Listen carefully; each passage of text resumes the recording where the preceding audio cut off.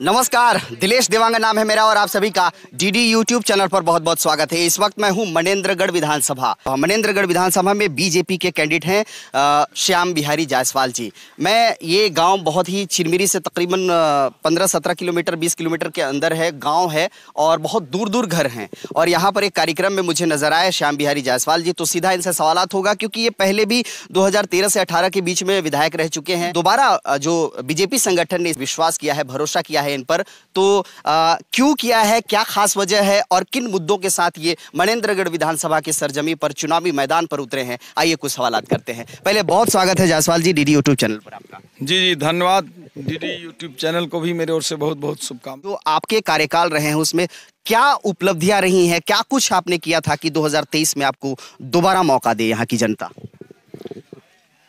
मैंने अपने कार्यकाल में वो काम किया जो 70 साल तक कांग्रेस आज़ादी के बाद 70 साल में नहीं कर पाई, वो काम मैंने किया। गांव-गांव में एक एक घर तक बिजली पहुंचाया। गांव-गांव में ऐसा कोई क्षेत्र नहीं बचा जहां सड़कों का जाल नहीं बिछा, कोई ऐसा क्षेत्र नहीं बचा जहां पुल की वजह से लोग आवागमन ना कर सकें।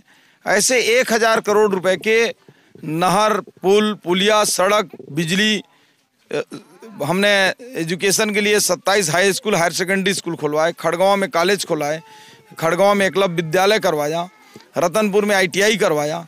इस प्रकार से हमने खड़गवां विकासखंड की मैं बात करूं तो ग्रामीण अंचलों में शिक्षा, स्वास्थ्य, पेयजल और खेतों में पानी पहुंचाने के लिए हमने बड़ी काम किया। और आज उन्हीं 5 सालों के काम के आधार पर, 15 साल के भाजपा सरकार के काम के आधार पर और माननीय नरेंद्र मोदी जी की जो 9 साल की गरीब कल्याण की योजनाएं हैं, उन सभी विषयों को लेकर हम जनता के बीच जा रहे हैं। आपने कहा बहुत सारी उपलब्धियां गिनाया, उस पर भी मैं बात करूंगा, लेकिन मैं ये आपसे पूछना चाहता हूं कि फिर जब इतना कुछ आपने 1000 करोड़ की बात कही कि 13 से 18 के बीच में आपने इतना कुछ काम कराया था, फिर आखिर क्या वजह थी कि 2018 में आपकी हार हो गई थी? कांग्रेस का झूठा घोषणा पत्र। उसने युवाओं को बोला 2500 बेरोजगारी भत्ता देंगे, महिलाओं को बोला शराबबंदी करेंगे। अंग्रेजी शराब तो बंद हुआ नहीं, उल्टा महुआ दारू घर घर में पुलिस वाले पकड़ने लगे। ऐसे ही बुजुर्गों को बोला 1000 पेंशन देंगे। ऐसे ही मितानिन को बोला कि उनका मानदेय 5000 करेंगे। ऐसे ही आंगनबाड़ी को बोला 15000 करेंगे। ऐसे ही हर वर्ग को इन्होंने ठगा। कर्जा माफ़ी की इन्होंने बात कही थी और केवल कर्जा माफ़ी के नाम पे खाद बीज का ऋण केवल कुछ लोगों का माफ़ हुआ, बाकी किसी बैंक का नहीं हुआ। तो ये केवल झूठ का जो पुलिंदा लेकर आए थे, उसको जनता ने विश्वास किया। वैसे छत्तीसगढ़ की जनता इनके ऊपर विश्वास नहीं करती, लेकिन ये गंगा जल हाथ में लेकर कसम खाए थे, इसलिए जनता ने भरोसा किया और हम चुनाव हार गए।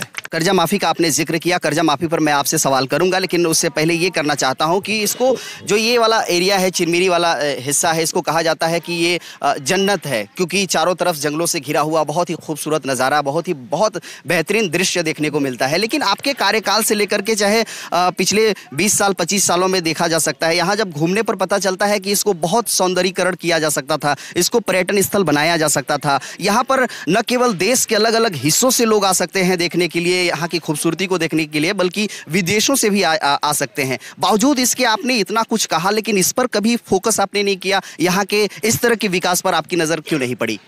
बिल्कुल इस पर हमारी नज़र पड़ी। जो एडवेंचर पार्क की बात कांग्रेस के लोग करते हैं, वो एडवेंचर पार्क हमारा ड्रीम प्रोजेक्ट था। हमने पहले उसी के लिए 12 करोड़ रुपए का डैम बनवाया। आप जाके देख लीजिए पानी भरा है कि नहीं। कांग्रेस ने तो केवल 1200 का बोर्ड लगाया, प्रस्तावित स्थल एडवेंचर पार्क। इन क्षेत्रों में लोग आवागमन बरसातों में नहीं कर सकते थे, हॉस्पिटल बीमार होने पर एम्बुलेंस नहीं जा सकती थी। हमने पूरे सड़कों का जाल बिछाया। आप गांव वालों से पूछ लीजिए, यहाँ लोग अंधेरे में रहते थे, मिट्टी तेल नहीं मिलती थी, लोग यहाँ दिया जलाकर गांव में रहते थे। हमने पूरे घर घर में विद्युतीकरण कार्य कराया। 5 सालों में हमने वो किया जो आज़ादी के बाद नहीं हुआ। और मैं आपसे सहमत हूँ इस बात के लिए कि इस क्षेत्र को पर्यटन की दृष्टि से जन्नत बनाया जा सकता है। और उसी दिशा में हम चिरमिरी और इस चिरमिरी के तराई क्षेत्र को मिलकर एक बड़ी कार्ययोजना लेकर जाने वाले थे, लेकिन दुर्भाग्य रहा कांग्रेस के झूठे वादे घोषणा पत्र के चलते भाजपा की सरकार चली गई और हम लोग पूरी तरह से हार गए। कर्जा माफी का आपने जिक्र किया, मैं पूछना चाहता हूं जैसे कि इस बार भी कांग्रेस ने वो कार्ड खेला है, जैसे 2018 में कर्जा माफी 25 रुपए किलो धान की खरीदी के नाम पर वो वोट समेट लिए थे और भारी बहुमत के साथ ऐतिहासिक जीत दर्ज की थी। और इसके बाद 2023 में भी कांग्रेस ने वही कार्ड खेला है, फिर से किसानों का, गरीबों का कर्जा माफ होगा, और आपने अपने मैनिफेस्टो में इसको शामिल नहीं किया है। कांग्रेस का ये आरोप है कि हम कर्जा क्यों गरीबों का माफ नहीं कर सकते, जब बीजेपी में केंद्र की सरकार है बीजेपी की और वहां बड़े बड़े उद्योगपतियों के 14 लाख करोड़ रुपए माफ हो सकते हैं, तो गरीब किसानों का क्यों नहीं? देखिए, भारतीय जनता पार्टी सदैव किसानों के साथ है, गरीबों के साथ है। पहला चीज तो कांग्रेस पार्टी उसने झूठ बोलकर कि 2 साल का बोनस जो हम नहीं दिए थे उसको लेकर हम 15 सीट में आ गए, और कांग्रेस ने भी 2 साल का बोनस 5 साल में नहीं दिया। उसको हम घोषणा पत्र में रखे हैं। 25 दिसंबर को हम लोग उस पैसे को डालेंगे तो जितना कर्जा किसी किसान का 40,000, 30,000, 20,000, 50,000, इससे ज़्यादा खाद बीज का होगा नहीं। ये सोसाइटी सहकारी के अलावा कोई कर्जा माफ़ करने वाले नहीं, उतना तो हम बोनस देने जा रहे हैं। जब वो माफ़ी करेंगे उससे पहले हमारा उनके खातों में डल जाएगा। दूसरा चीज़, कर्जा माफ़ी की तुलना में अगर मान लीजिए किसी परिवार में 2 बहुएँ हैं, 1 सास हैं, 3 लोग हुए, 1 साल में 12,000 रुपये, तो 5 साल में 60,000। 3 व्यक्तियों का, एक परिवार का हम जोड़ेंगे तो 1,80,000 रुपये हम तो उसको वैसे ही दे रहे हैं। तो क्या 1,80,000 बड़ा है कि वो 30-40 हज़ार बड़ा है? तो जनता सब कैलकुलेशन जानती है, और कांग्रेस के ऊपर जनता को भरोसा नहीं रहा, क्योंकि कर्जा माफ़ करेगी तो कहीं ना कहीं किसानों को वो लूटेगी। जायसवाल जी, मैं आपसे पूछना चाहता हूं, ये क्या है 2018 के अगर मैनिफेस्टो के आपके देखे जाएं तो ऐसे लोक लुभावने नहीं थे। आपने सिर्फ उसी का बखान किया था जो 15 सालों में आपने किया था। कोई नए सपने, कोई नया चीज आपने दिखाया नहीं था।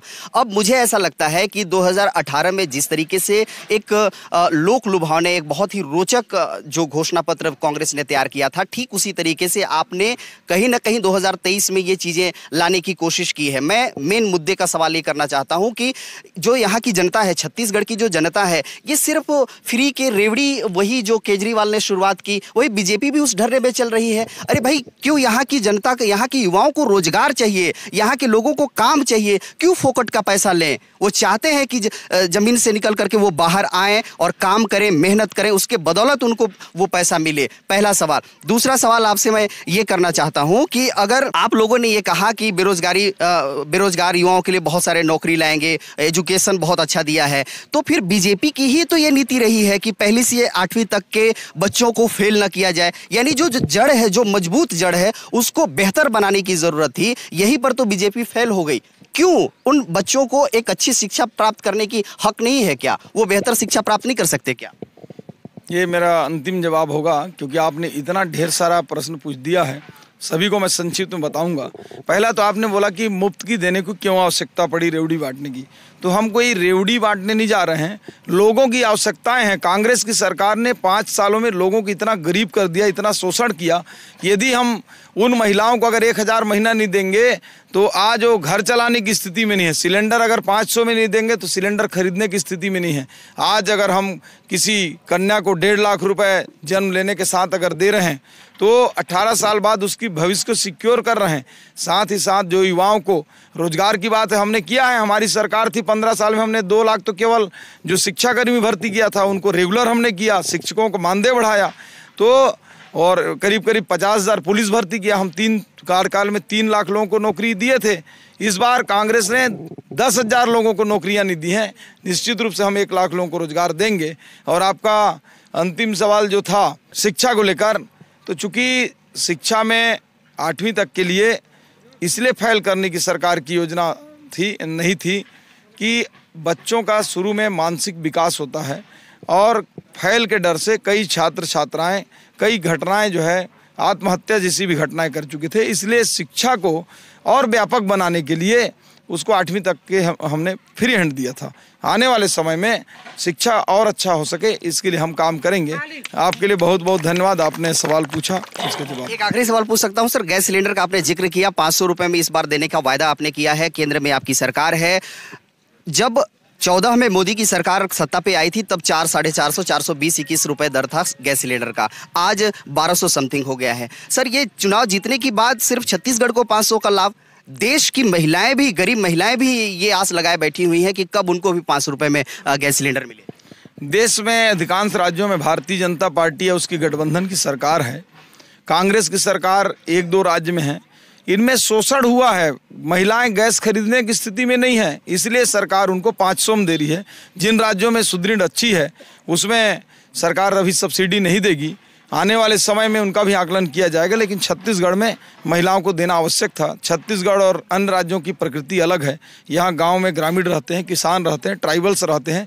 इनका भरपूर शोषण कांग्रेस ने किया है। इनको उत्थान करने के लिए हम ये सब योजनाएं दे रहे हैं। बहुत बहुत मनेंद्रगढ़ विधानसभा के भाजपा प्रत्याशी श्याम बिहारी जायसवाल जी से हमने उनसे बातचीत की। ये बातचीत का वीडियो आपको कैसा लगा हमें कमेंट बॉक्स पर लिख करके बताइएगा जरूर। अच्छा लगेगा तो लाइक करके आपके अपनों तक शेयर कर दीजिएगा। चैनल में नए होंगे तो सब्सक्राइब करना मत भूलिएगा। इसी तरीके से रोचक वीडियो हम आप तक पहुंचाते रहते हैं। फेसबुक पेज पर अगर आप देख रहे होंगे तो पेज को फॉलो करना भी मत भूलिएगा, क्योंकि धीरे धीरे हमारा परिवार बढ़ता चला जा रहा है और इस बड़े परिवार में आपकी भी हिस्सेदारी की अपेक्षा करते हैं। बहरहाल कैमरा पर्सन के साथ दिलेश देवांगन को दीजिए इजाजत। नमस्कार।